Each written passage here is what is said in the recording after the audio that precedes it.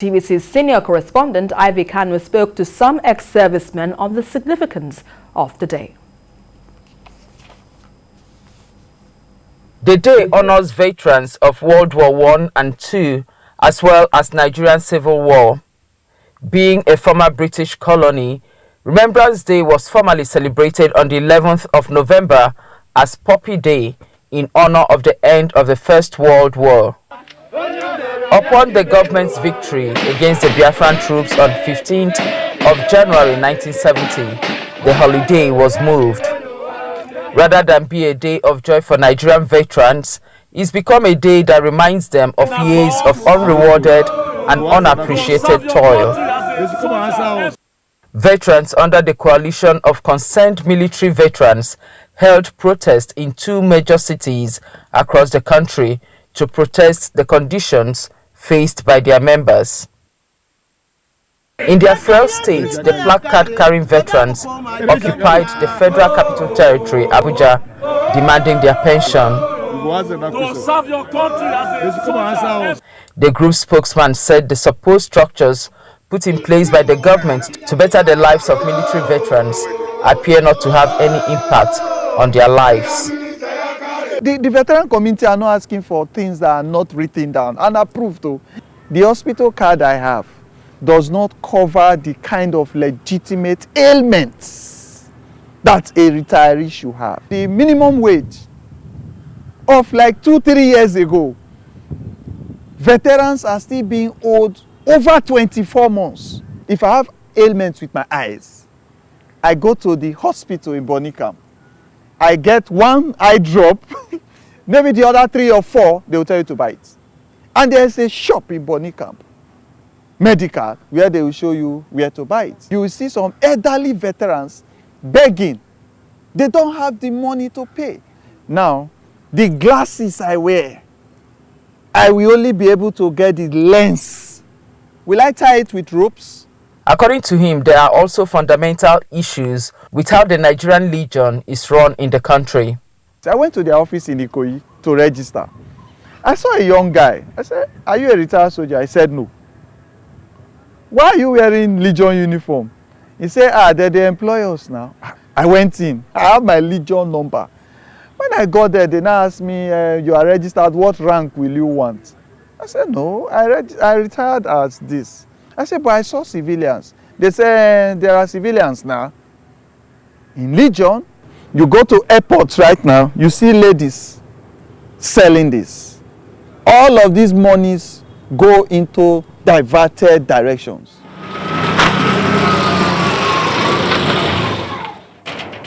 Now, during the course of this report, we searched out 83-year-old Shaibu Ahmed, who has served the nation for over 24 years.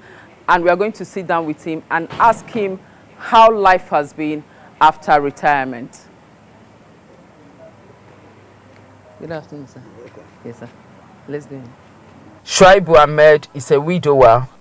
He was enlisted into the Nigerian Army on the 14th of July 1969 and retired 30th of June 1993.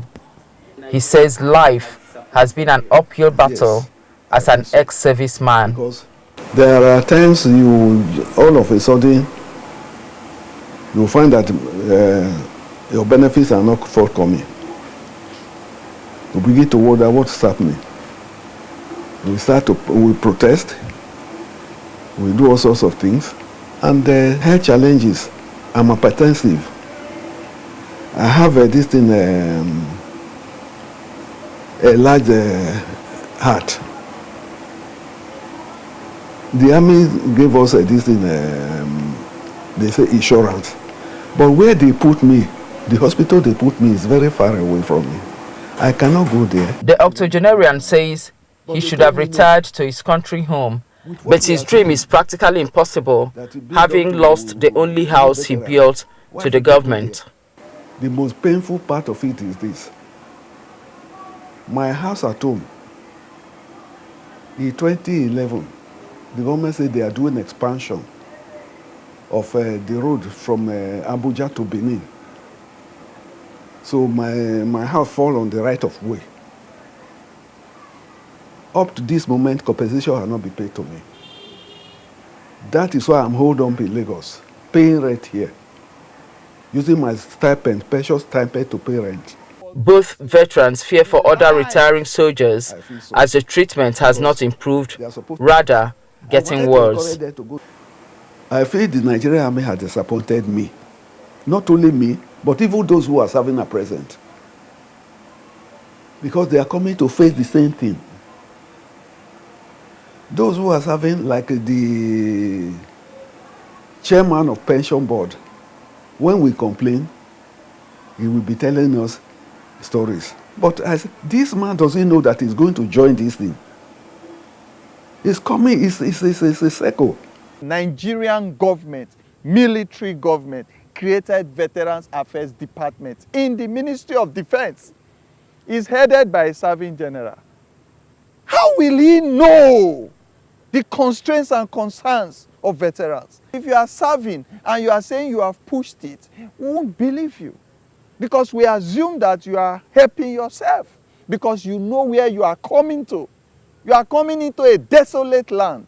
A community of starvation and decadence. The 83-year-old is only a pointer to what many other veterans across the country are facing. And while the country pay respects to the nation's fallen heroes, many are of the view that those still living should be appreciated now, having given their youthful years for the peace, growth and unity of the country. Ivy Kano, TVC News, Lagos.